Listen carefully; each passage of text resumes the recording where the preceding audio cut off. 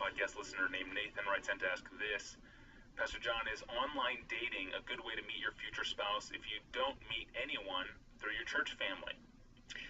I say that the biblical issue here is not how you meet, but whom you marry. 1 Corinthians 7:39. Let's just get this clear, and then I'll circle around to the other. A wife is bound to her husband as long as he lives, but if her husband dies, she is free to be married to whom she wishes, only in the Lord. So a Christian is not free to marry outside the Lord. Or 2 Corinthians 6:14, do not be unequally yoked with unbelievers. So biblically, the bottom line for the follower of Christ is, will you marry only a believer? And what saddens me, Tony, is how many believers get so entangled emotionally with unbelievers that they either throw away their convictions or they stand on their head to see the other person as a believer when he's not. So let me make it a little more precise. A mature believer will want his or her spouse not just to profess some kind of creed or be willing to go to church. What they will want is not just a marriage that is minimally Christian, but a Christian marriage. And a Christian marriage is described in Ephesians 5 like this: wives, submit to your own husbands as to the Lord, for the husband is the head of the wife, as Christ is the head of the church.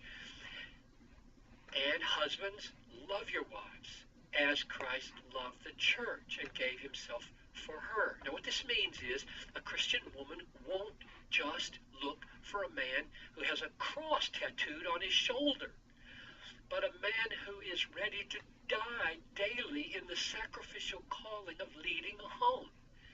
Love as Christ loved the church and gave himself for her. And a Christian man won't just look for a woman who wears a cross around her neck, but is willing to die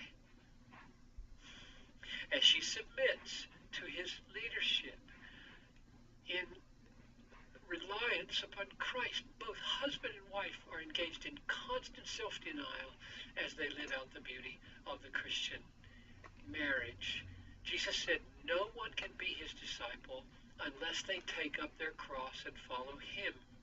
The Christian man or woman who wants to marry a follower of Jesus must look for a spouse who has learned what it is to die to self in allegiance to Jesus. Now back to the internet. Circling around. If you know what you're looking for, the way I've tried to describe it, I would think you can rule out a lot of losers by using the internet. It won't take long to learn from Facebook and Twitter and blogs if this man or woman is passionate for Jesus, or if Jesus is an incidental mark on the shoulder or a trinket around the neck.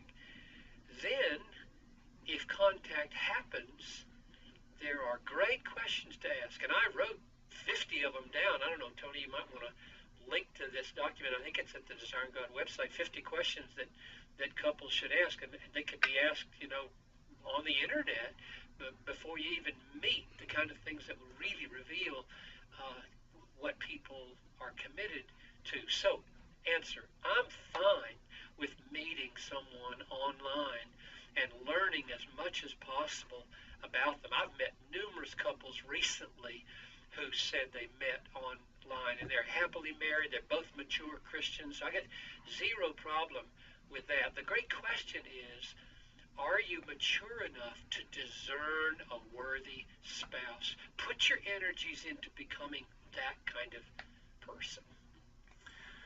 Wonderful. Thank you, Pastor John. And that resource, Questions to Ask When Preparing for Marriage, is one of our most popular resources on the website. It's now easiest to find in the ebook we created, which is titled Preparing for Marriage, Help for Christian Couples. It's there. You can go to our website, desiringgod.org, click on books, and look for the title, Preparing for Marriage. Another very common question we receive in the Ask Pastor John mailbox is a question over cremation or burial. We'll hear from Pastor John tomorrow on the Ask Pastor John podcast. I'm your host, Tony Reinke. Thanks for listening.